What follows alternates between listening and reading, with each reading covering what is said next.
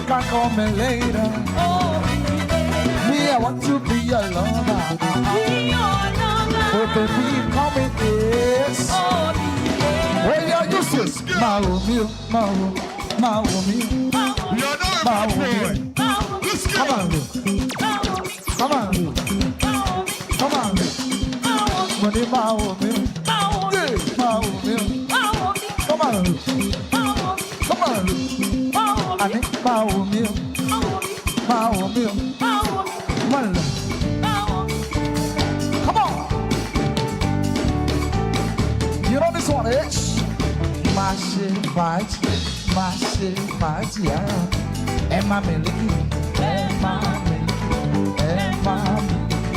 Torí àlùbáríkà nìkó. Mo ti gbìyànjú, mo ti ṣẹ̀wọ̀n. You say, ẹ lè máa bùgá, ẹja wọn láyà, ẹ bùgá gbogbo wọn. Ẹ lè máa bùgá, ẹja wọn láyà, ẹ bùgá gbogbo wọn. Wọ́n yà sọ pé onígèlè yìí skẹ́skẹ́rẹ́, ẹjọ́ mà. Onígèlè yìí, ẹjọ́ mà. Onígèlè yìí, ẹjọ́ mà. Skẹ́skẹ́rẹ́, skẹ́skẹ́rẹ́. Let me start again. Be come on way. Kò dàbí kò yẹ. Èyí yẹ ọ́. Bàbá ta ló sọ pé kò yẹ ọ́. Bàbá ta ló sọ pé kò yẹ ọ́. Ìgẹ̀tẹ̀ pa wọ́n bàbá wọn lẹ́nu. Kẹ́tẹ́kẹ́tẹ́ pa ó bàbá wọn lẹ́nu. Ọ̀rọ̀ hurun inú ẹlẹ́dẹ̀ ló mi pé tó bá. You say, one. Ṣé torí mi lẹ́nu gẹ́gẹ́lẹ́?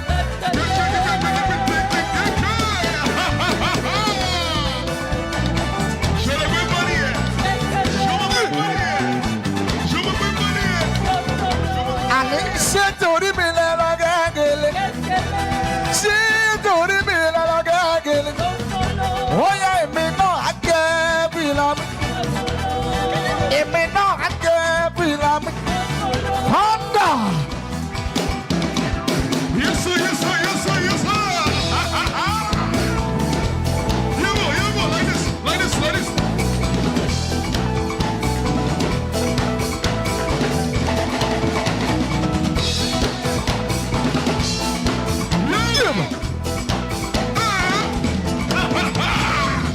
Come on.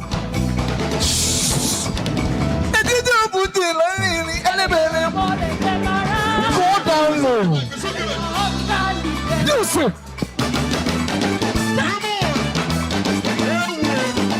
What's up?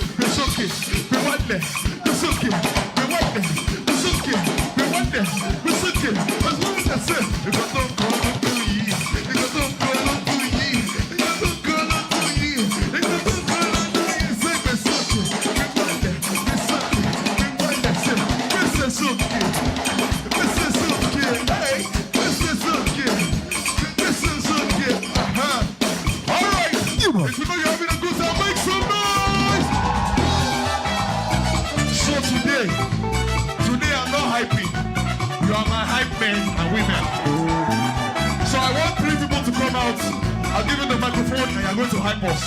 3 people, let me see your hand, Okay. Mama Trey, 1. You over there, 2. Oh yeah, wisdom, 3. Yeah, let's do it. Baby, oh yeah, stop, baby, oh yeah, don't stop, baby, oh yeah, don't stop.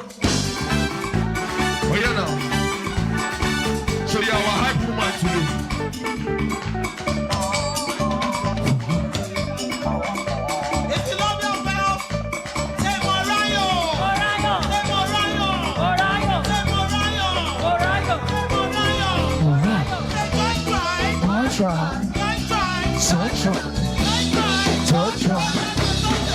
too.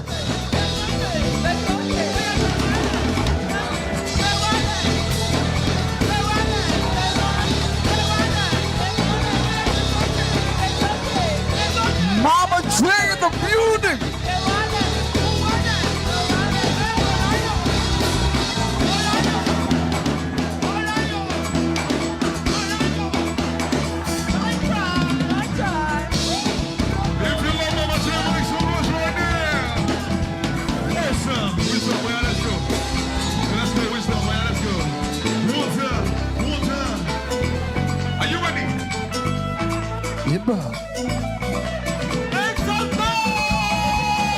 Oh no, Lulu. My papa tried.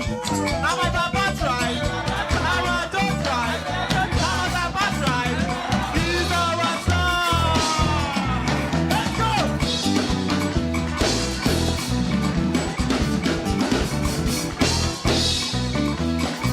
Deborah.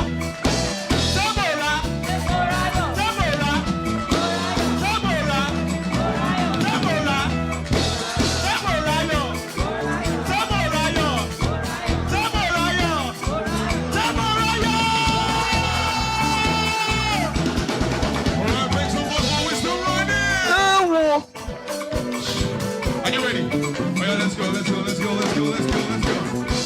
Let's go. Are you ready? Active, active.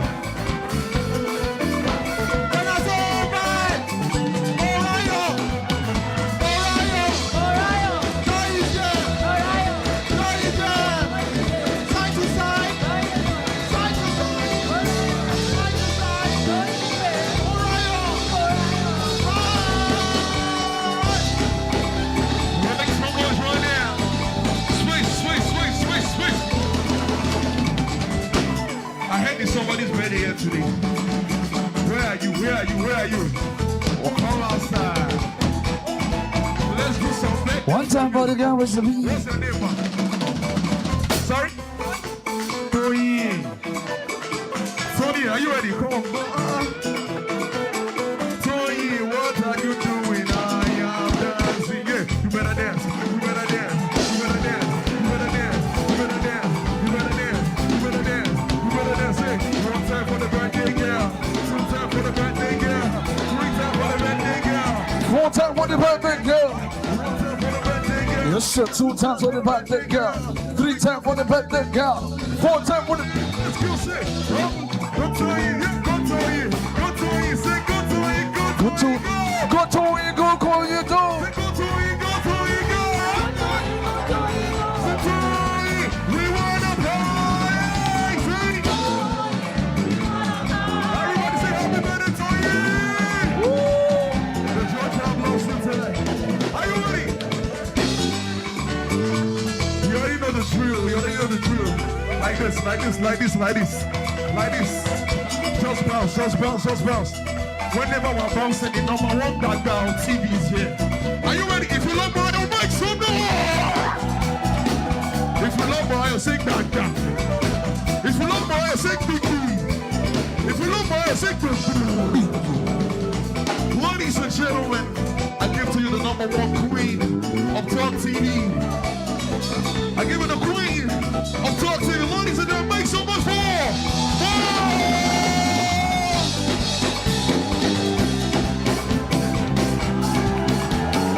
Make some noise. Morayo, Say what? I found joy. Something better sing to me right there. Morayo, Let's go. joy is here. Morayo Show. God is here!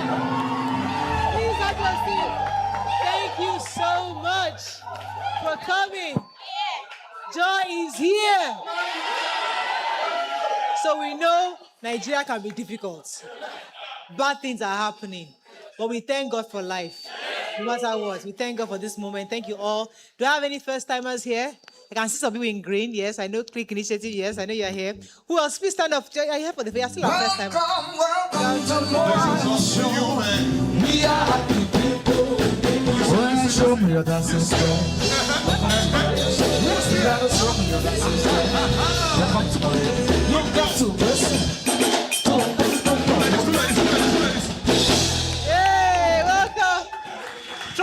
I don't know the words. You're looking like I don't know what. We're just dancing. Thank you. Please have a seat.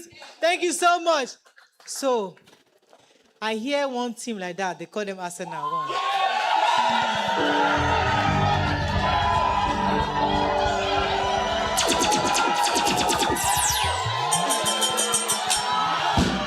Okay.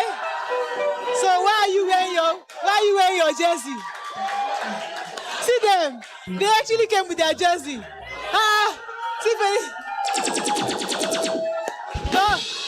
Congratulations. Internet has not rested since yesterday. The timeline everywhere. Even Tony Elumelu said today they still was jogging. I was like, this man, everybody. Congratulations. Can we now move on?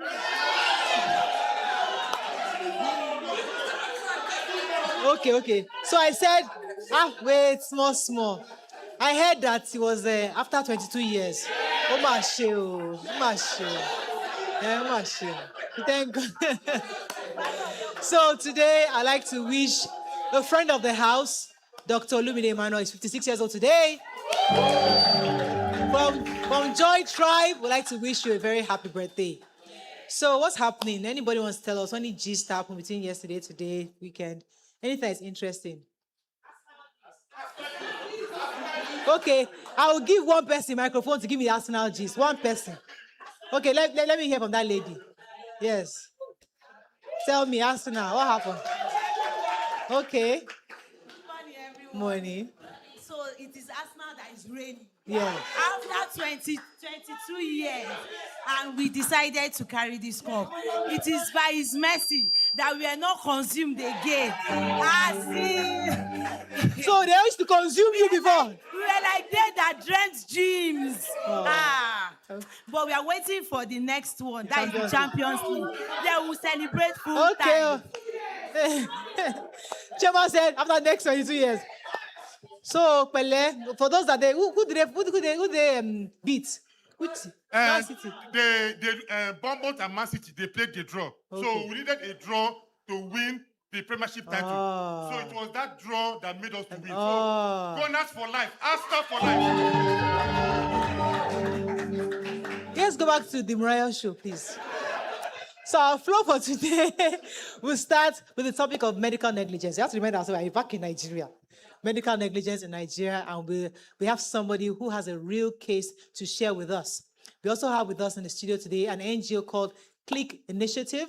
We'll also be sharing some of what they do with us, because our platform here, we try to showcase NGOs that are doing the work, to give them our platform so they can get more support and do more work and reach out to more people. That's the objective of showcasing these people. And our special guest today is a friend, Mr. Praise Fowowe. He's going to be our guest.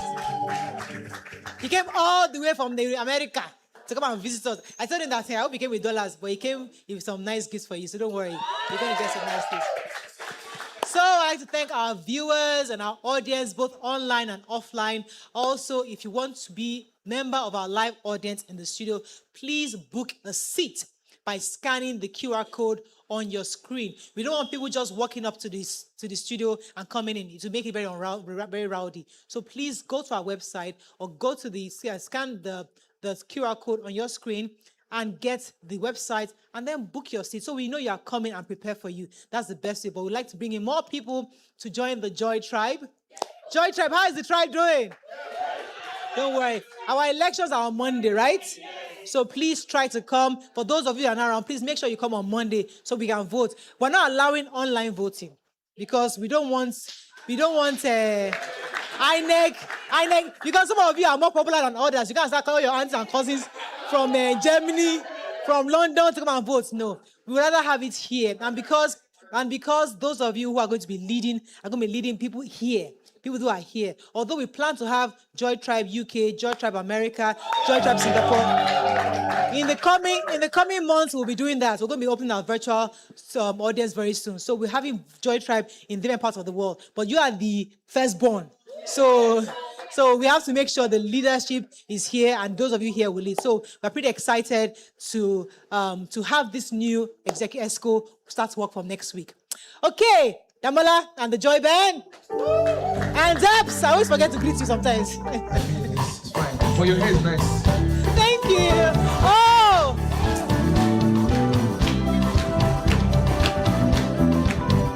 Found Thank you.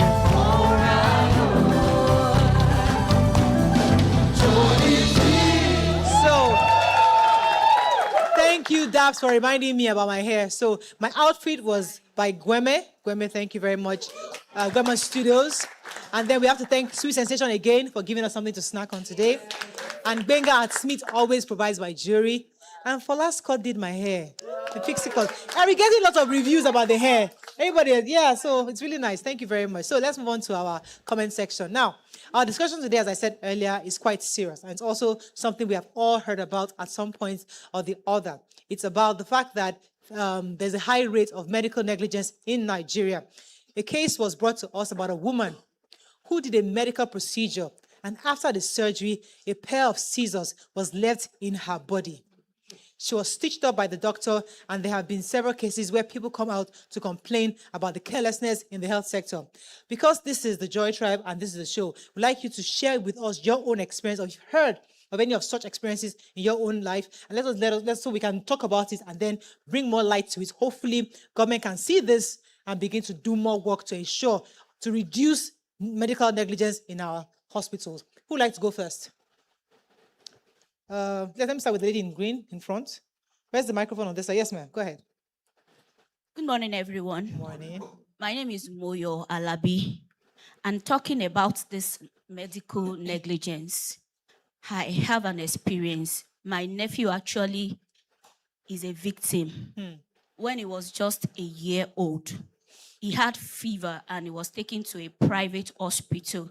And lo and behold, a child that had started walking, on getting back home, he was unable to walk. Wow. Few hours later, still not walking, he was taken back to the hospital and they realized that he was actually injected on one of his veins. And since then, he's 24 years today, he still limps. He still can't walk properly. So that thing is very terrible. So sorry to hear that story. Thank you for sharing.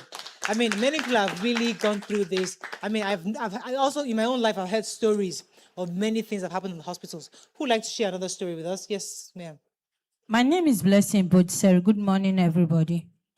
My leg was stitched 3 times, my right leg. Till today, I can't do exercise up to 10 minutes. The first one, they did it. They forget scissors. Where? They tear it in Port Harcourt, my right leg.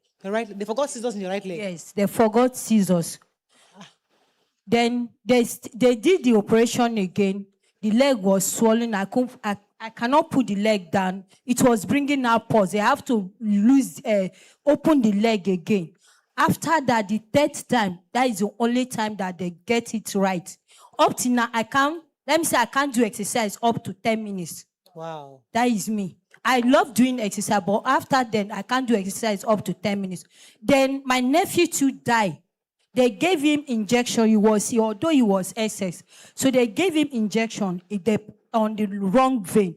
It paralyzed him one side of his body. He could not walk.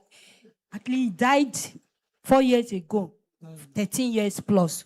So federal government or anybody, they should do something about it. Thank you very much. You know, on this show, when we talk about these kind of issues, the right thing to do is bring in somebody from government to explain to us why this has happened. So, unfortunately, our guest couldn't make it because it would have been nice to have somebody from government to share with us what they're doing to stop it. However, we're trying to bring in our Dr. Jaffet. We're trying to see if we can bring Dr. Jaffet to come sometime to come and share with us, because these are things that we need to address. We can't keep going over the same thing over and over again. I've heard this story before of scissors. I mean, in fact, our story today too has somebody forgetting scissors. Why do they keep forgetting scissors in people's body? Who has a story on this side? Yes. Who like to say something on this side? Okay, good morning, everybody. My name is Balogo Abimbola, so I'm going to be using myself as an example. While I went for my ovarian cysts, and so in the hospital, I'm not going to mention the name, they would ask us to go, if they don't have the drug or injection in the hospital, we'll go out of the hospital to buy. So my mom was asked to go get a particular injection for me to, because of my bleeding. So I don't know, she would check it, check the name, go online and check what it is for. So she now checked it and she now was not like, this thing is not relating. What's going on? She now asked the doctor that, sir, I brought it to. Thank God the doctor came in at that moment. And he said, if they had given me that injection till today, I will not be able to give birth. Imagine that. And so when things like this happen, what do we do? We just move on.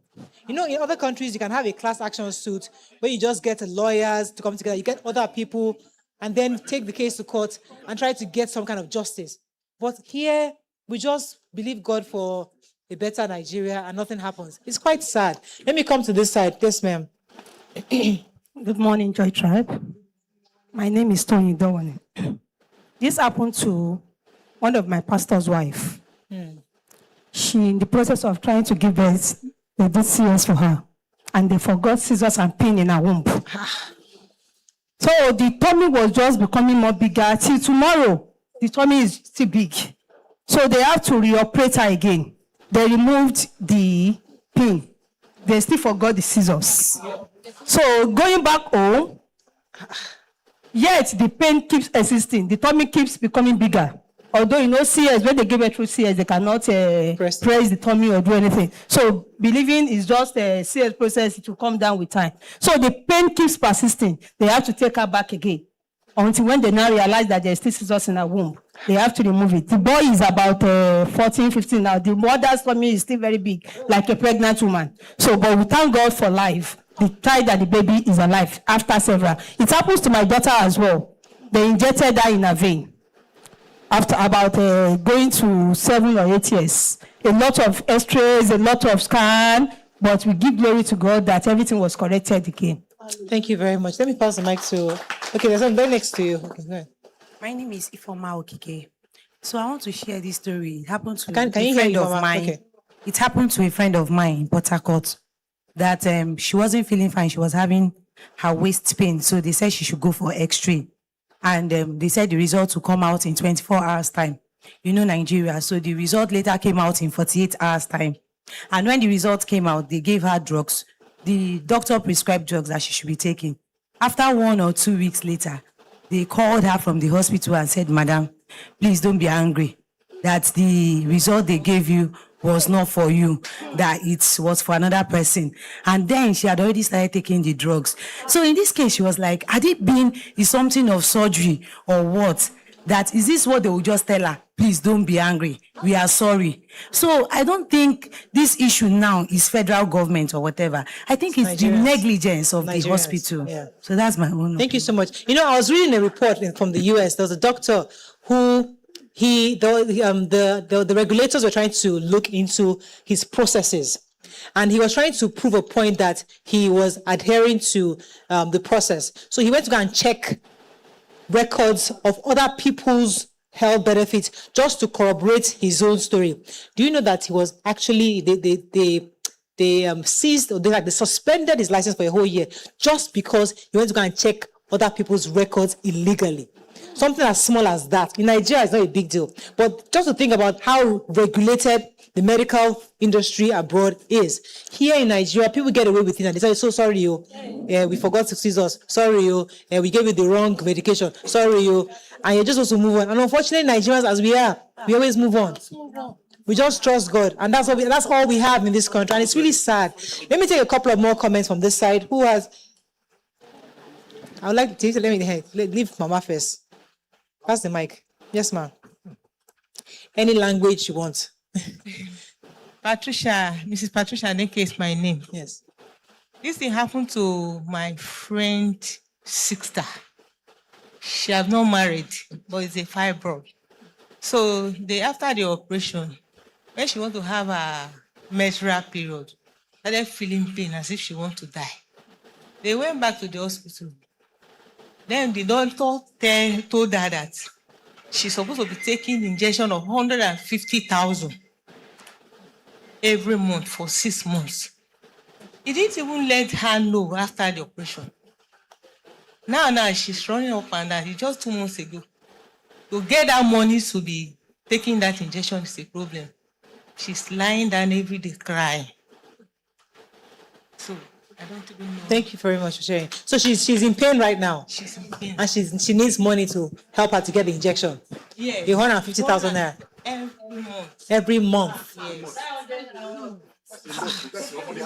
So I think there are NGOs that support these kind of things. We have to see if we can link you up with somebody who can support this, your friend's sister. We'll look into it and see what we can do to support you. Yes. Good morning, everyone. Atsuno Charlotte Sulubo. Okay, this happened during my first child. I went for antenatal on a Thursday, and then on Friday around 4 p.m. I fell into labor.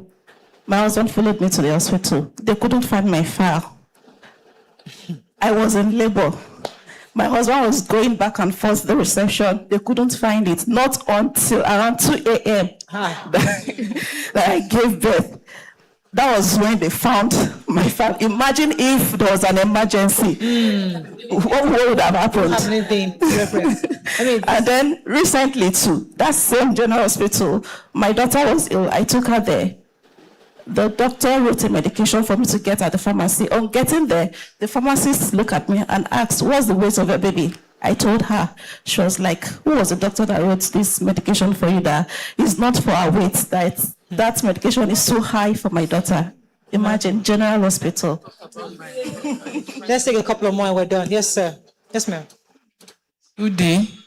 I'm Billionaire Olayinka. I want to talk about myself. When I want to give birth to my first daughter, I was to be put on induction. So when I got to the room, the woman I met was already crying that, she will never allow her enemy to go through induction because her baby died. So my own, the doctor that was on duty, he came to put some things, but he did not perfect it. He just put half and now left me. So when the nurse that we've been seeing when we go for antenatal came and say, "Are they giving you this?" I said, "No." Say, "Who is the doctor?" The doctor was an NYC, has gone to party. It was on a Friday. He went to a party. My husband went to their lodge, fought, but there's nothing they can do. It was on the second day. The doctor that took duty on the second day that now came to perfect what he was supposed to. And before then, I will be pushing. And already somebody said he will not even advise his enemy to be indoors. I will just, but by the grace of God, God helped me and I delivered. God. Thank you. So, thank you all for sharing your story. As I said, these are the reason why we do this kind of show is to provide a platform for people like you and I to share our own experiences when things like this happen to us. Because sometimes when we talk about it on social media, our leaders act as if maybe they're not real human beings. They just look away. When they hear real human beings sharing real life experiences, they see it differently. So thank you very much for sharing your experiences. And we'll definitely bring somebody from government to come and give us understanding. What happens when Nigerians are treated this way? We're going to go on a short break. When we come back, we're going to bring somebody who share their own story with us. Stay with us to be right back.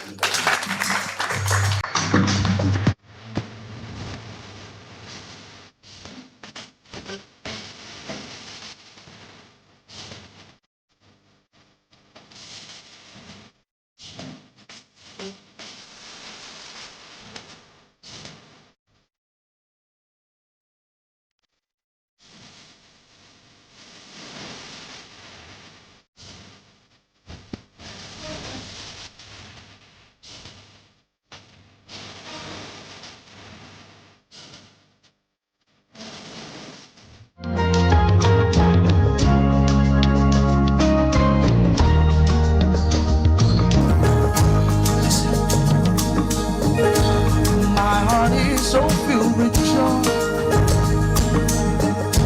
joy that fills my body. So much joy that never could overflow comes from the Father above.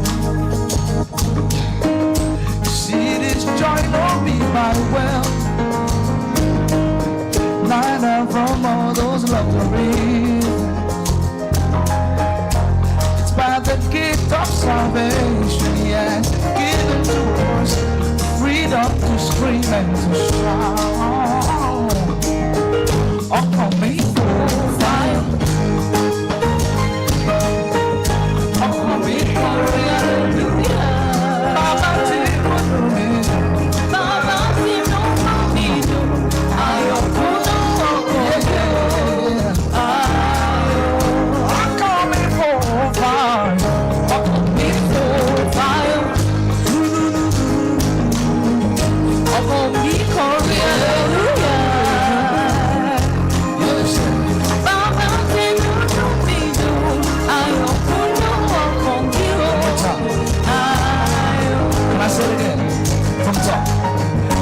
my heart is so filled with joy,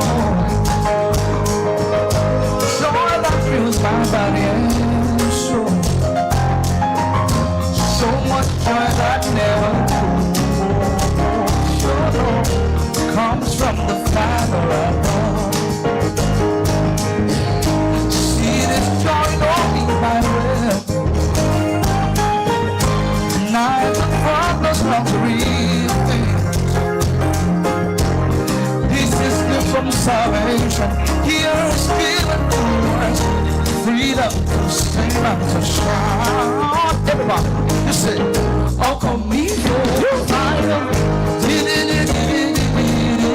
Oh, come me for hallelujah. Everybody say, I am going to walk on the ocean.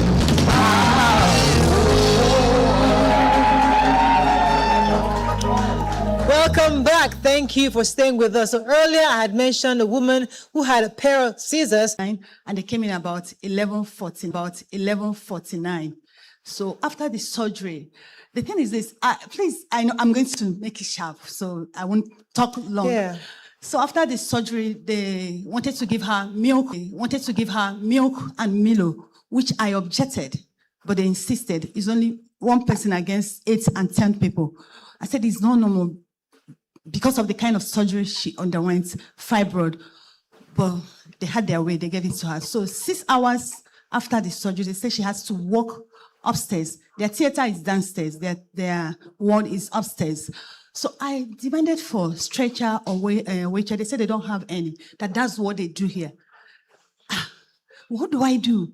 Because the theater is really rough. So they just, after making noise, it's only me and them. They have to help her to walk. I was like, what is this? So we got upstairs. She was still in pain. It's normal with somebody who underwent such surgery. So I was expecting that a day, 2 days, the pain will subside, but it did not. Rather, as we entered the 3rd day, her stomach started swelling up. I was like, what happened? She said, no, she'll be okay. I said, no. I've had surgery. She was still in the hospital? Yes, they are at our medical center in Lakeway. I said, I've had surgery. I have people around me who have had surgery. He said, no, it will get better. I said, can we have a scan? He said, no. I said, why? Let's do a scan and find out why she's still in pain and why her stomach has started to swell up. The doctor refused. And every time, every minute, I kept demanding for this scan. Let's be sure that she's okay. In a Nigerian way, do you want to teach me my job? What's your problem? I said, I'm not here to teach you your job. I just want to be sure my sister is actually okay. He refused. I said demanding for it like my life depends on it. To be frank with you, earlier, I never suspected scissors because what I saw there, the unprofessionalism, the everything, I thought maybe they are organ harvesters. That was actually what was at the back of my mind when I was continually demanding for that scan. But he refused. And my sister kept going down. How many days was she in pain for? Pardon? How many days was she in pain for? For 11 days. At what point did they realize there was scissors in her? Now, for 11 days, and the doctor at a time traveled. He was not around. Another doctor now came in. Now, when he came in, that was when I realized that my sister don't even have a folder. There was no folder for her. Each time they come to treat her, they don't wear gloves. I was like, what is this? Those are the things that made me feel like here could be an organ harvest center. So one doctor came innocent that said, start asking me questions. I was like, you should know this. Where is folder? No folder. He was the one that now asked the nurse to give us letter for a scan. So they sent us to a particular scan center. When we got there, they said they've stopped doing scan for over 2 years and that they are aware. So the nurse that went with us said we should go back to the hospital. I said, no, that I've brought her out of this hospital. I must have this scan done. So I personally took her to clinics, medical scan center, and they run a scan. So we wasted some time there. So after the scan, one of the attendants in scan came and said, please take her back to the hospital now. Don't waste time. I was like, and I read the scan, and what? And I look at the picture, the film. Yeah. I saw the scissors there. How big was the scissors? Yeah. How big was it? It's really sizable. No, not that size, not that small. It's really sizable. Not to be like medium size. I saw it there. I was like, my body was shaking. I took some pictures and I drove her. I even used my car to drive her. They don't have ambulance, nothing. So I drove her back to the hospital. I gave them because I was in pain then. Right. So they collected this scan. I said, can you refer us? Because within that period, that 11 days, I went to Air Force Medical Center because she already went there before going there. She had a reason for insisting of going to that labor. I went to tell them, I saw them pictures, say, this is my sister, please, can I bring her here? They say, no, this is sepsis. That I should go to Lasuth, FMC, or LUT. That's the 3 places that they can accept her now. So when I got to the hospital, I told, can you refer us? They refused. So that day, I brought her scan. I said, please refer us.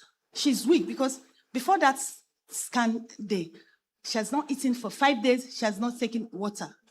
Do you understand? I said, can you refer her because she's weak? They said, no, you have to take her to theater. I said, you can't take her to theater. She's weak. She has not eaten. She has not drank water. Eventually, she was...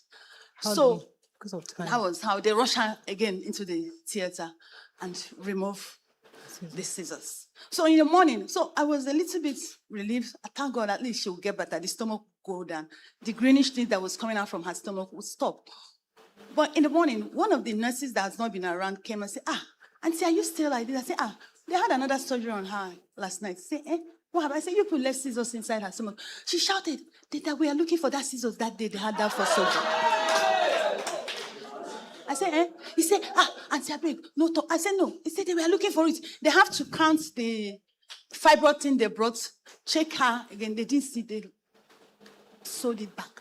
Now you were looking for scissors and somebody was in pain and I was begging you to have a scan. You refused. So my question is, at what time did it go south, where she lost her life? Did she lose her life as a result of this? No, it was that period. So after that, 3 days after the second scan, she was still like that.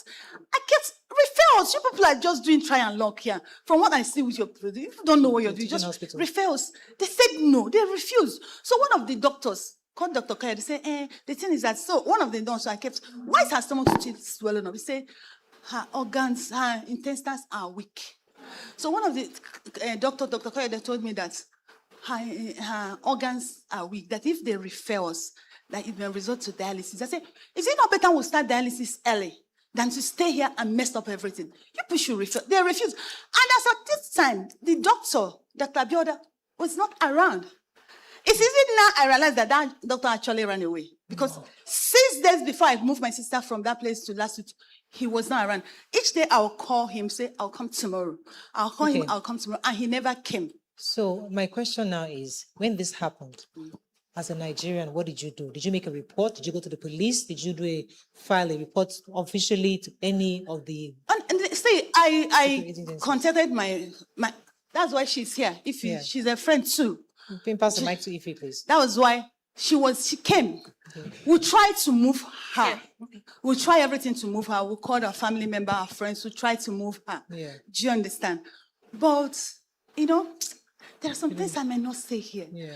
I did not, because I never envisaged she was going to die. Yeah. I never. Yeah. It was in those periods that she was on oxygen. It got to the point that they have to put her on oxygen. And one of the nights, that was on 11th of April, she was watching around 2 a.m. in the midnight. The lights went off. I said, please, can you put on Jane? They say it's Jane that just went off. I said, please, they say they don't have fuel. Yeah. That she has to wait till in the morning for them to buy fuel or they restore light. That was when I became a mad woman. Yeah. I said, if you don't refer us now, I will burn down this hospital. Yeah. That was when they now wrote to us to go to Ilebo General Hospital. They said to go and do what? Refer me to Lasut.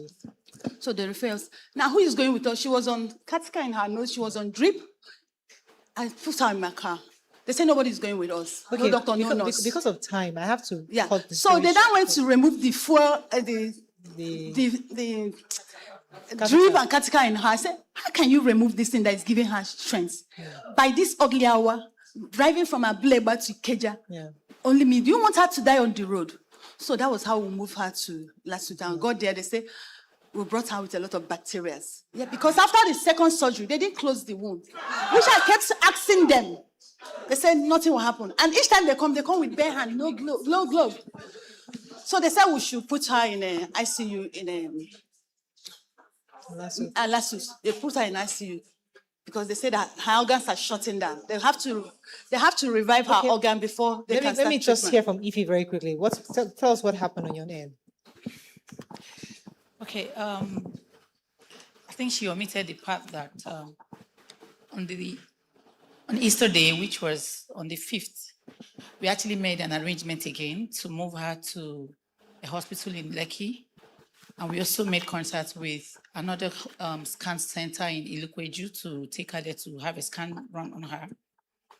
And they refused. I remember that I got back from church, I got ready, I was already on my way and called her because that was the second time she raised the alarm, like, what are we going to do? Because when she burges, the whole room changes, although, but the first time I went to that hospital, I was so disappointed. Unfortunately, I didn't know she was going there, but when I got there, it was a mess. Right from the entrance, the hospital was stinking, it was smelling. But I think maybe when they noticed that I came in, they started cleaning, trying to put Izal here and there. And I asked my friend, I said, what are you doing here? She said, oh, I won't understand. That the doctor came highly recommended and all of that. I'm like, it's not the money that is the issue, and she herself, she's comfortable, it's not money. But apparently the doctor promised her that it wasn't going to tamper with her womb. And that was the only doctor that said that, So on that Easter Day, we made all the plans to move her and they refused. So it's quite terrible. I'm really sorry for your loss. So my question again, you've not answered my question. What have you done officially on this matter? We've reported to the police. The case is in Zone 2. The case is in Benti. We have lawyers who have reported. We've written to Nigerian and Medical Council of Nigeria. But Nigerian pain. We've done a lot of reports. We've gotten them. But they are not doing anything. I've even spent my personal money trying to move these people. They say, oh, I need transport to go there. I need this to do that. Do you understand? That's Nigeria who have done. I'm expecting them to do something. Now, I was asking Auntie last week. I said, I said, they've gone there, that they've not seen the man. That they've gone there 2 times, they've not seen. Apparently, like I said, this man actually ran away before my sister died because he knew she was going to die.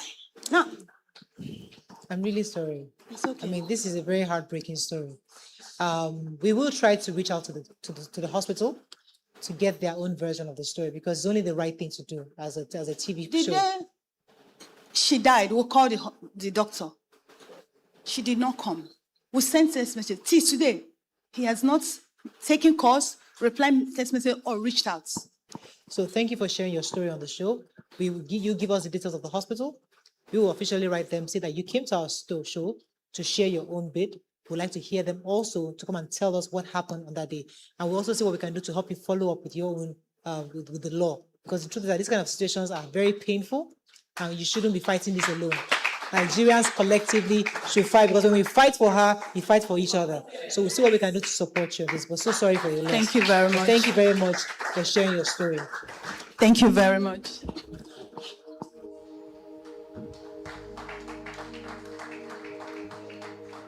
Break, we'll be right back. Sorry.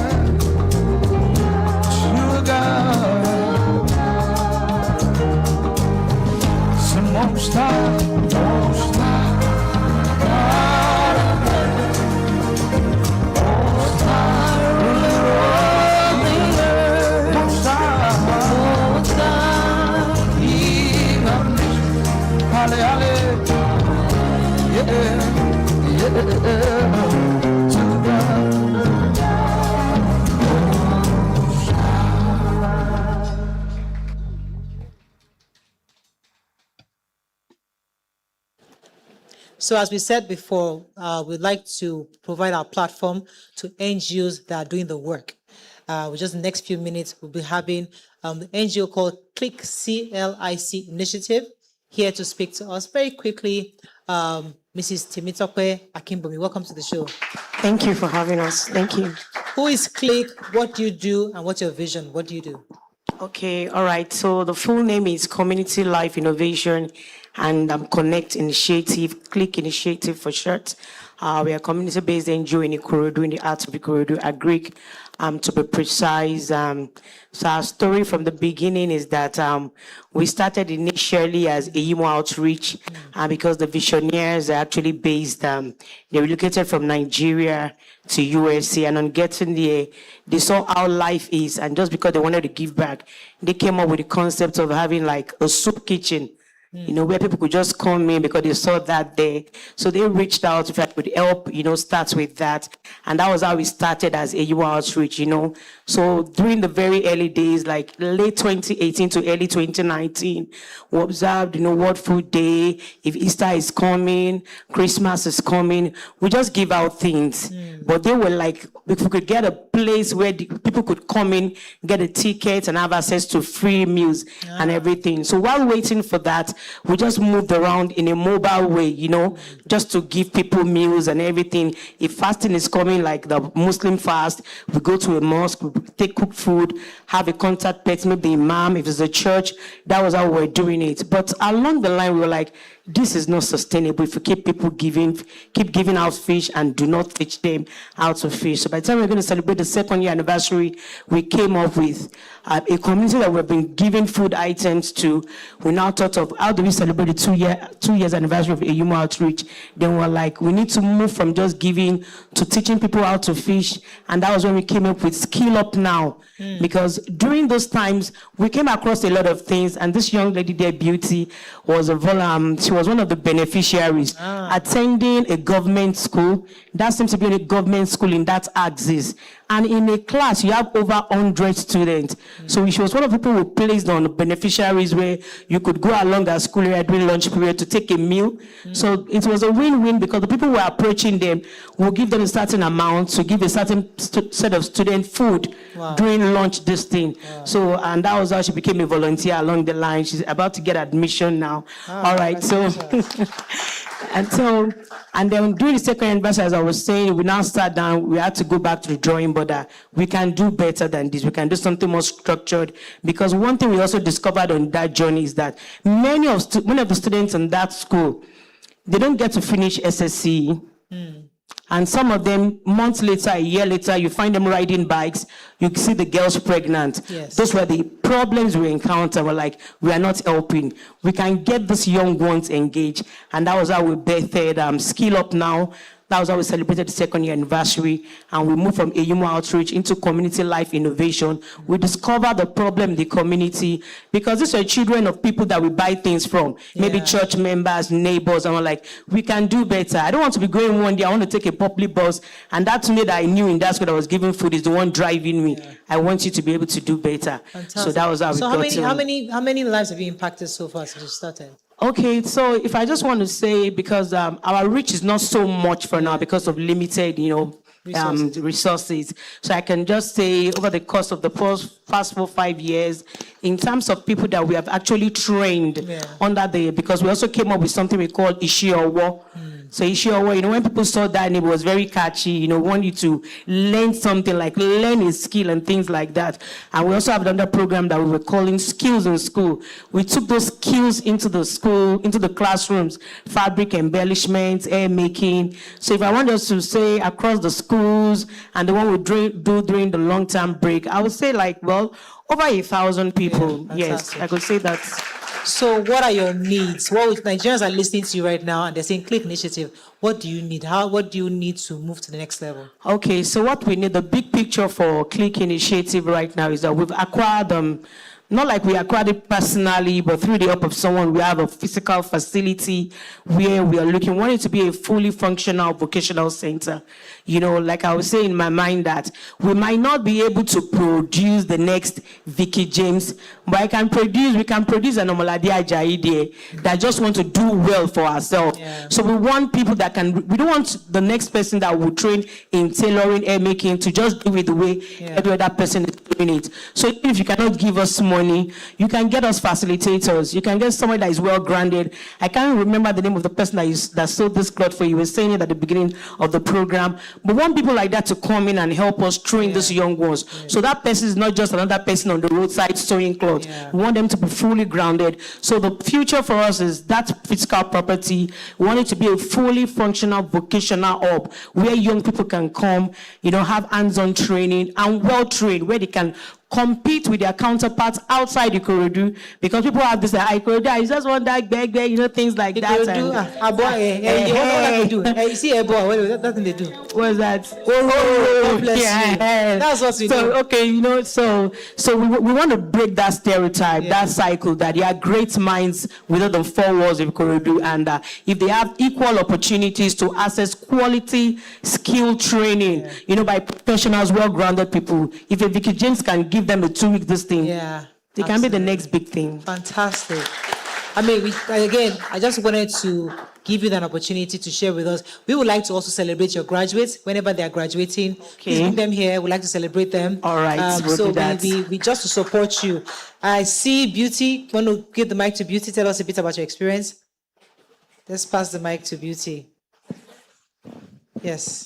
Tell us a bit about your experience. Okay, good day, everyone. Okay, my name is Lucky Beauty, and I started as a volunteer. Yes. Initially as a beneficiary, because the community where I come from is a low poverty-stricken community. So the school where I go to, we are usually jam-packed to breathe. Crowded, yes. We are crowded, so to breathe, I usually stay at the end. And if to even walk to the school, if you eat in the morning, the food has finished before you get to school. It's very fun. So that's so when she came, she was like, Beauty, tell us your experience. How do you feel going to this kind of school? So I shared it with her. So she saw one of the challenges that it was food. Yeah. Because majorly, if you don't eat well before you go out, or even though you eat and you walk that kind of distance and get to school and there's no food in your tummy, there's nothing that teacher wants to be saying. You should not enter. So I will go there. There's a woman who sells food. So when I'm going to school, even though I've eaten from home, I'll take that one to school. So it was getting better. So are you still in school now? No, I'm done with I'm done with secondary school. I'm seeking admission. Yes, okay, I'm a Jambite. Oh, nice! Congratulations. Wishing you the best, and we are here to support you. But thank you very much, Temitope, for sharing your story. And we hope that anytime you need us, we're here to support Click Initiative. Thank you for having us. Let's go on a short break now. We'll come back. We'll continue with the show. Stay with us. We'll be right back.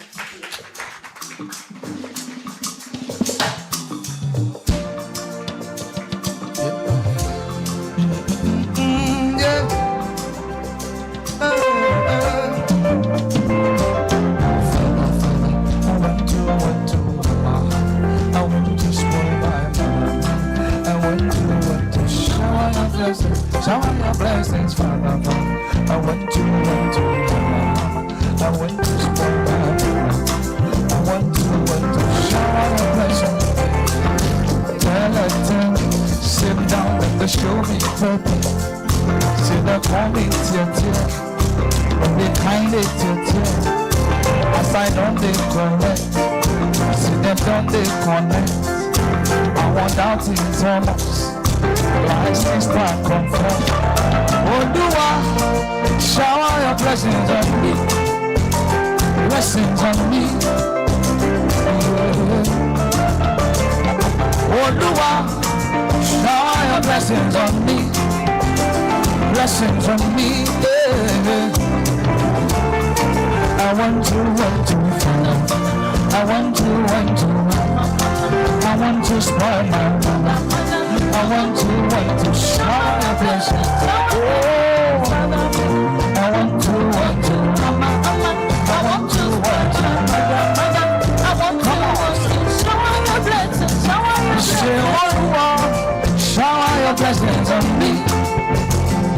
blessings on me.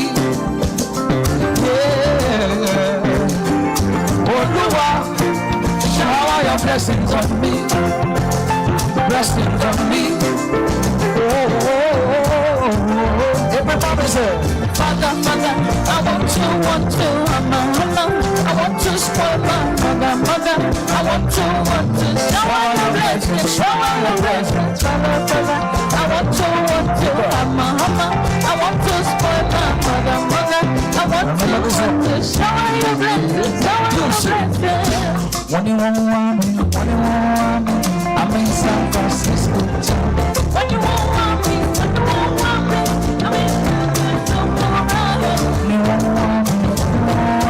I'm in San Francisco. When you want me, I'm in the presence of my When you want me, I'm in San Francisco. When you want me, everybody let's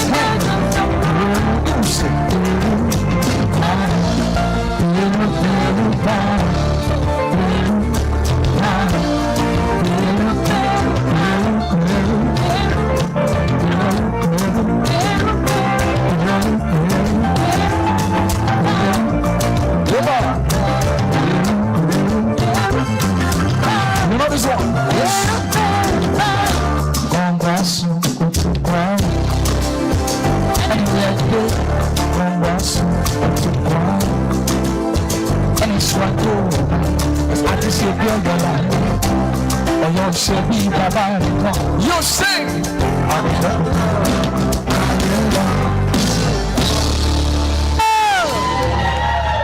Welcome back. So, our guest, our special guest, is a speaker, author, relationship educator, family life strategist. He has worked with young people in Ajegule for several years. He has also supported over 130 churches to set up their junior church systems. He has volunteered to teach immigrants effective parenting while serving on the board of family life coaching of the Association of America. Please, Joy Tribe, help me welcome Praise Fowowe!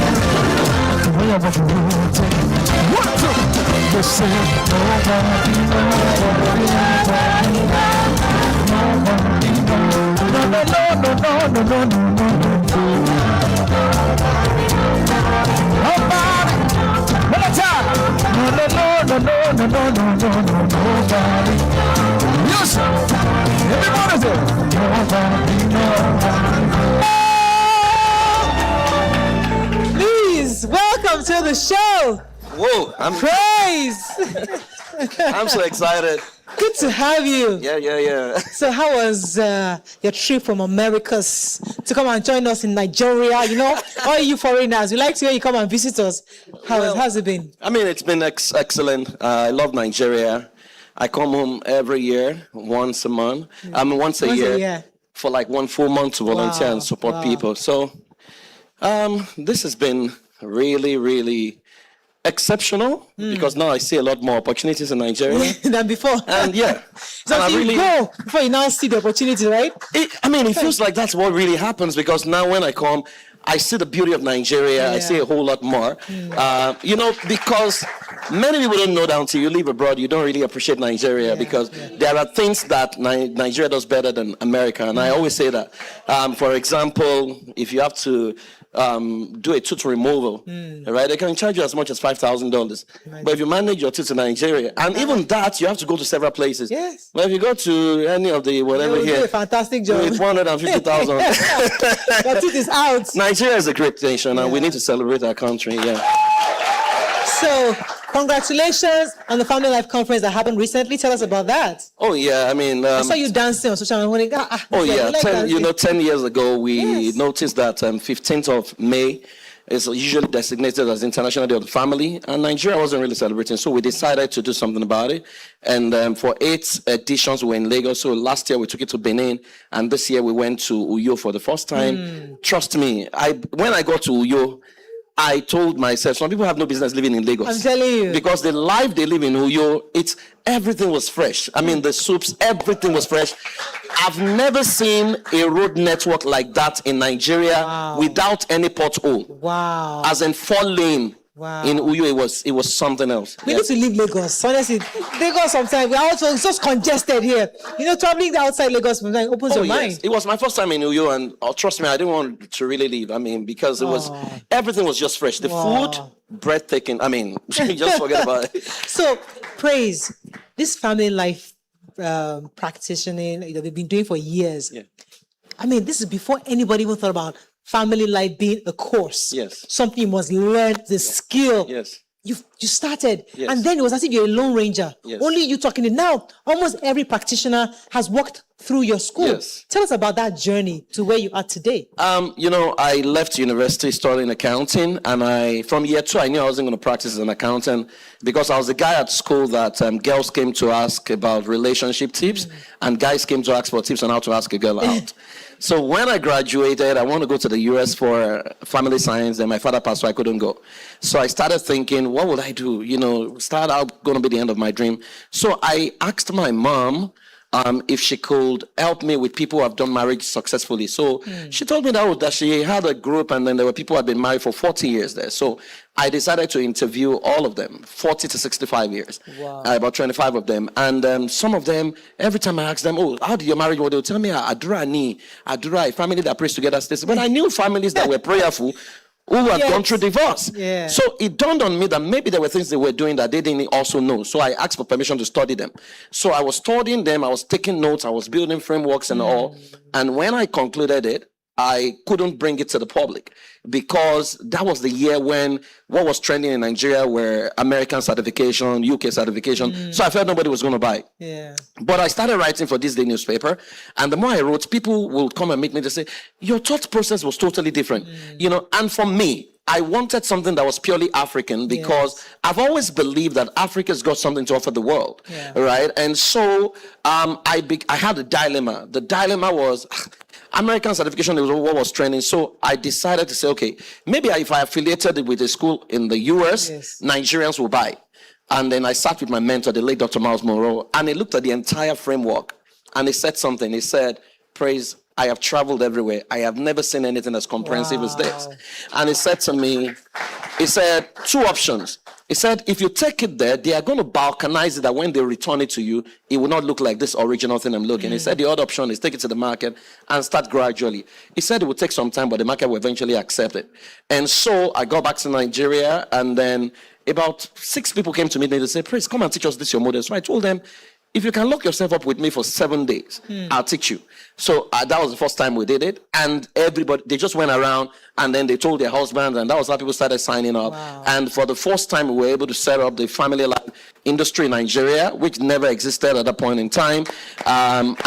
Since then, it's been a whole lot that we've had to do in creating content, creating solutions. Right now, Lagos State government has, it's compulsory you take marriage counseling before you get married in Lagos State now. So all the marriage registrars, I have to, all the marriage registrars, the courses, the content they use, where the things, part of the things are designed for DSV and all, So, I mean, I saw that the U.S. government also recognized you. Yes. You got an award from Joe Biden and his wife. Tell us about that. Okay, so, I mean, that got me teary because I've worked so much in Nigeria that I felt I wasn't recognized by the government. So the U.S. government, when I was moving out of Nigeria to the U.S., the visa I got is called the Special Talent Visa, which meant that within 3 years, I was supposed to replicate my results in America within 3 years. Unfortunately, COVID struck, so I spent 2 years in Nigeria. By the time I arrived in America, I had only 1 year to prove myself and get a green card. And so I just went to work, and I started working, started volunteering, started solving family life problems. I focused on the Black community because they were the ones who had a whole lot of crisis. And, in less than 1 year, I had helped 130 faith-based organizations implement stuff, So there was someone who was going to do something for boys, and then they were running into a crisis in Chicago. And so they came to meet me, and I was like, oh, no, let's review this thing. So I reframed everything. I didn't know there was a particular US leader who was at the back end of things. You know, so when they saw the effectiveness of what I did, they're like, no, you are the kind of guys that deserve this kind of award. I didn't even know anything about it. I just got a call to say, hey, President Joe Biden was honoring me, you know, with Lifetime Achievement Award and all. And it really got me teary, you know, and the rest is history. We're grateful to God. Yeah. So in your work, what are some of the most common issues silently destroying relationships, especially in marriages? You know, everybody talks about, you know, marital crisis. And I see a whole lot on Nigerian social media. I mean, cases have been trending in the last three weeks, thereabout. But you see, we say that the most important nation on earth is the family, because the family is the production factor of society. The biggest challenge that marriages are facing is not what we're talking about. The biggest challenge is that parenting has failed. Right?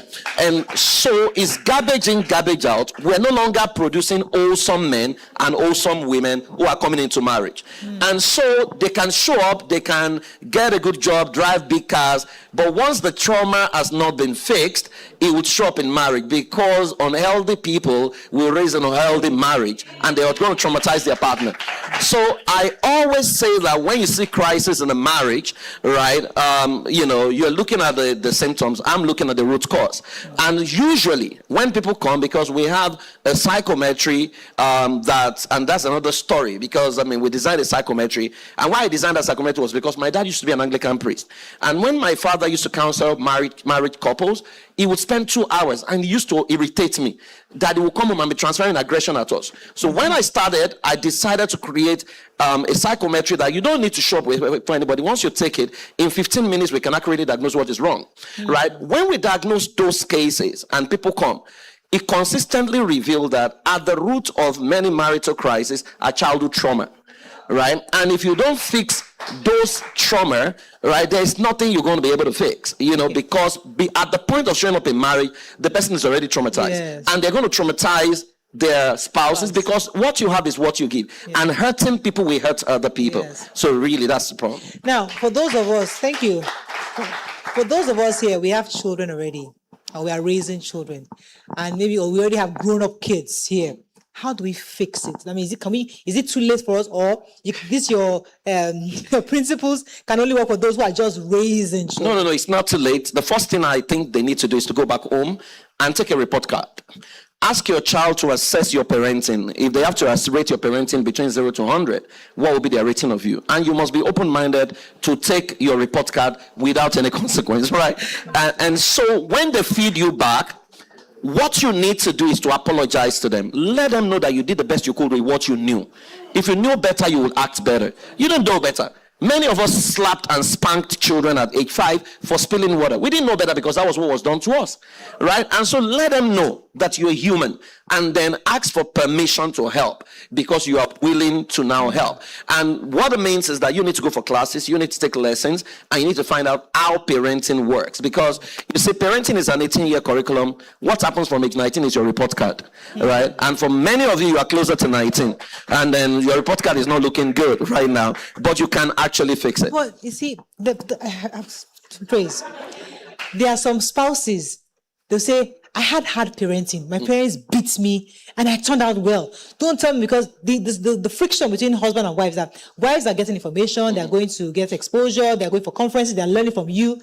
Husband's like, no, they beat me, I turned out okay, I'm fine, I'm not traumatized. Don't give me that, talk to your child, I must spank the child. How do you find a middle ground? You know, when people say they turn out better, it's like you are in a class, and then you are competing with yourself, and you scored 0 over 100. Who will take first position? You still take first position, because you are the only one in the class, right?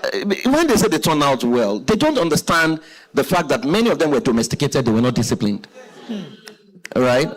Domestication is what you do to a dog. And so you look at many of our schools way back, the best behaved student is the one that never argues with teachers. That's the best Dundee of the school. The one who has the awareness to challenge teachers and say, I don't agree with this, is the one they call the truant. And that's the damage we do to people, right? The fact that you don't do evil, you could have been domesticated. Right? And so a lot of them don't understand these things. And then they say, because at the end of the day, you see, parenting is actually your ability to spot the strength of your child and develop that strength and deploy it. Right? And so when you emerge on the other side and you're not awesome, you're not free-spirited, you can challenge your environment, you can challenge people, you can be yourself regardless of what is happening, you've not been properly parented. And so when they say that I turned out better, their definition of turn out better is that I'm not stealing, I'm not whatever. Yeah. You know, you can do any of those things and you are still unuseful to the society. Right. So what you need to understand is if your wife had a better parenting, then you need to defer to her, right? Because you need to learn this thing. And you see, the concept of parenting is even changing globally right now because you are now dealing with Generation Z and Generation Alpha, right? Our generation, whatever parents said, we believed. We didn't have chat GPT. We couldn't fact check. But the children you're raising right now, they're going to challenge you, right? They want to be part of every decision you're taking. And so you're going to look at them and you're going to say, you know what, when I was in my father's house, my father couldn't whatever. But your father damaged many of us. We didn't know. I always tell people, for example, when they say that my generation, they are stealing, they accuse us that when we get in government, we loot. I always say that, do you know what was done to us at the dining table? Very few families, for people like Morayo, who their fathers were well-to-do. If you grew up in a typical Nigerian family, something used to happen on the dining table that many of us didn't know. Our parents thought they were teaching us contentment, but they installed scarcity. So daddy had 6 meats, mommy had 4 meats, then they give the child the leg of chicken, not the thigh. I don't know what meat is in that leg of chicken. They now put a condition to it to say that unless you finish your food, you shouldn't eat it. So from childhood, you're traumatized. And that was how many of us learned to tiptoe into the freezer to go and steal meat. Because scarcity was taught to us. Right. But how do you define that as trauma? It's trauma. Because you are looking at your parents. Why should daddy have 6 meat? Why should mommy have 4? Meanwhile, now it's been proven that it's actually the child that needed that meat more than the parent, right? And so these are things that were subliminally taught to us. Things like you don't look at an adult straight in the face, and people have been abused using that, right? Things like when an adult is talking, you keep quiet, right? Why can't? Meanwhile, if you are from the Yoruba speaking part, there's a Yoruba adage that says that the collective wisdom of the old and the young is what gave to the rise of Ile-Ife, right? And so you see contradictory situation, and then we say that an elephant cannot blow at the same time with his son. Hello, what is elephant blowing? It should blow treble. Let the son blow alto. Another son blow tenor. Another one blow bass. What is all the? So you see how our culture can traumatize and damage, and that was what was done to many people. And so many of us, we are looking at our children right now. We are looking at their freedom.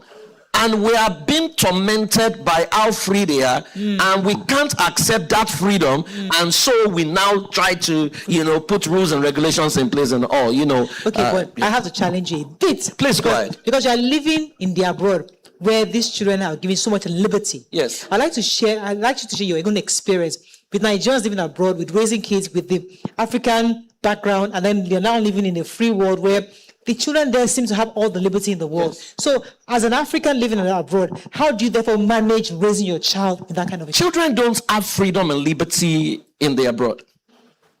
The misbehavior of what social media promotes, right? It's what people highlight. Go and look at all the innovators in the abroad. Mark Zuckerberg, I can tell you I was parented. Elon Musk, I can tell you what. The mother did not spare him. Right? And that's why we need to understand this concept of discipline. Discipline is the Latin word disciplina. It means to raise, to groom, to disciple. Right? And so in discipling a child, what we usually say is that the first question you ask as a parent is, who do you want your child to become at the age of 18? That's what determines your script. I have a boy who is 18 now. My daughter is 15. My son is going to university. Wow. And parents usually ask me, Prince, how are you able to raise these ones? I said, because many of you come here, and because you hear, abroad is free, you did not raise your children the way you're supposed to raise them. In my house, from age 8, you start to learn how to cook. From age 8, we had morning chores, household chores, morning duties that we were doing as children. You can't say that is outdated. My children know if you are in the kitchen this week, the other person is mopping, then you alternate. Right? So these things are taught to them. So it's not an African thing, because I know parents who are parenting in Nigeria whose children are very, very loose because they've not done the right things they need to do. It's a function of your family system. You always have to ask yourself, what is our family vision? What are our family values? In fact, you see, the challenge many parents have abroad is very simple, and in fairness to them, because in Africa, the hierarchy is daddy, mommy, children.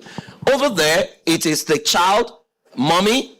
In some cases, your pet is number 3 before the men. Right? And so when our people come abroad and they don't understand that it's a systems-driven society, they bring their emotions into the system, right? And it's not their fault also, because we have not educated the white people. I do that advocacy right now. I tell the white people when they say, we're abusive to our children, I say we're not abusive. That's part of the discipline. Because if these children get in society and they commit a crime, you're not going to spare them, right? So it's our responsibility, because Indians do it. Our people don't do it because they don't collaborate. So now we educate them to say that, because they say, African mothers, they trauma. I said, no, it's not trauma. I said, I had to educate them to say, do you know what it means for an African woman not to have a child? She's considered naked. Why would you now think that if she has a child, she will now want to traumatize that child? I said, what you called all these discipline, they are flogging the child, beating the child, is how we shape them so that they don't become irresponsible in society. Right? And when we do that, they now understand. And humorously, I always say to them that, especially when we had a session in Manchester, and they were saying, I said, but when you guys came to colonize us, there was something called baton. What did you use the baton to do? You use it to shape us, to fall in line. I said, so you guys were the ones that introduced it to us. And we always laugh about it. But it's not being abroad that makes families lose. You choose to be loose because you have not built family system. Thank you. I heard there's a video. Let's play the video for Praise's video. Let's see. Video is ready. Yeah. Step into engineering certification course. Join a community dedicated to transforming family life practices worldwide. Whether you're a counselor, coach, or even an educator, our program equips you with essential tools like our Oyela psychometric tool, proven to diagnose clients' issues with 94% accuracy. Learn to create tailored roadmaps for lasting client success, regardless of cultural background. Break free from traditional limitations and elevate your impact. Enroll for Family Systems Engineering Certification course today. Discover more at our website at www.ifedacademy.com/FSEC. All right, thank you the very much. Institute of Family Engineering and Development. Grooming the most effective family humanity deserves. Congratulations on this, and just want to thank you. Hopefully, anytime you come to Nigeria, you stop by and come and give us more nuggets. Unfortunately, Morayo, I must say to them, because I was saying, and I will be a disservice if I don't say, what you guys celebrate today is actually a dream come true, a vision come true. Yeah. I knew when this thing was just a concept in her mind. Yeah. I was in the room when she was talking about it, and this was like 12 years ago. Yeah. And so to come now and see it become a vision that's become a reality, please let's appreciate Morayo. Thank you for keeping the dream alive. Thank you so much for coming. So you can't just come here and not give us anything, no. You're now sure we declare, Abi? So what is our American friend declaring for us? Okay, so I didn't quite understand the concept of the declaration until I got here. Yes, right, so I've brought a couple of books for them, but then I'm going to announce something else that Oh, you want to declare cash? It's perfect, beautiful, I love it. So don't worry, where are your numbers? Okay, don't worry. Our guest is giving us some good money, some good cash. So where's our book? Where's our book? Where are the books? Where are the books? So how many books do we have? We need. Why is Shay just going to come and bring the books? I know. Don't worry. We have our own system. You have family system. We have our own the Joy Tribe systems. Please, we only want to give people who actually need it, and I want people who. It's not for everybody. Strictly for parents. If you're not a parent, Felicia, don't put your hand up. Strictly for parents, and I only have 1, 2. I have 4 copies. Now, because when I say parents are still raising the kids. Not that the kids have already gone there and somewhere. They are still raising, and you need help with that. 4. Then we have unbroken. Me, I'm taking one. Then unbroken, how couples can build marriages that last forever. So if you're a married couple, maybe you have 5 years in marriage and you need to build, right? 5 years, yes. Good. So you apply within. No, I'm not going to give you now. You apply within. Now that she'll share. Now I told you the criteria. Singles. Don't worry. When he writes for singles, you get it. This for married. So for our cash, please wear your numbers. Praise, we're going to pick online. Okay, we'll do 50-50. So 10. Say yes. Online. 50-50 is what we have agreed. So we're going to pick 10 cards here, and the 10 people come forward. Why is Mr. Dan squeezing his face like that? Online they are just as important as our guests here. So pick 10 cards. Let's go. Just call them one by one. Call them for me. So number. Just give me a number. Number 54. Where's number 54? Oh wow. Okay, come, boss. So, okay, number 15. Number 15. You're not happy, I'll collect my card back, oh. Number 28. We're picking 10 cards.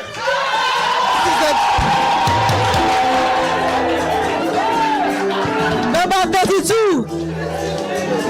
Number 32. Number 58. 58. 58, oh. Wow, 2 people standing on 58. At 32, okay. 5 more. Number 5. Number 5. Number 37. 37.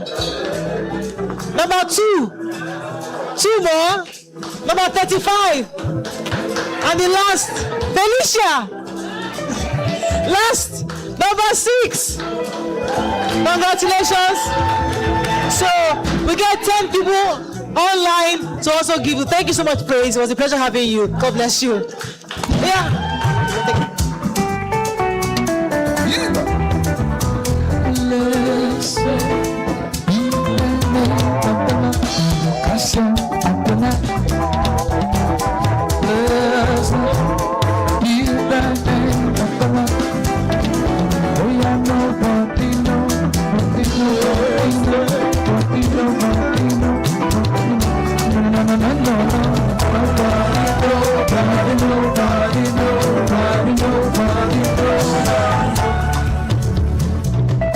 So much. So we're going to be ending our show right now, but we are having our comedy show May 29th, and it's not a free show. We are keeping 20 free tickets for members of the Joy Tribe because somebody has paid for you. So somebody paid for 20 tickets for Joy Tribe members to come to the comedy show May 29th, 6 p.m. So if you're interested, let the managers know so they can write your names. First come, first serve. So please write your names. We have 20 tickets that have been paid for members of the Joy Tribe. And that's our show today. Don't forget to follow us on Instagram at The Morayo Show. And don't forget to also subscribe to our YouTube pages, Morayo Afolabi-Brown and Map Studio Pro channel. See you again tomorrow. Bye for now.